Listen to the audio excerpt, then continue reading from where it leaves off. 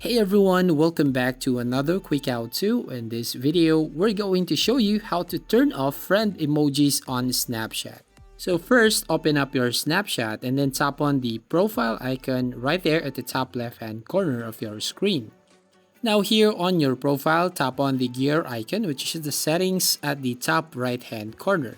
Now here on the settings, scroll down and find the customize emojis. So tap on this option.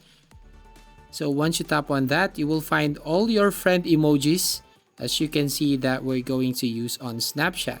Now we don't have an option here to turn off those friend emojis, but you can hide your friend emojis on Snapchat. To do that, for example, if you tap on Super BFF right there at the top, we can basically change that icon or emoji into another emoji. So basically, it will not turn off, but it will hide all your friend emojis on Snapchat.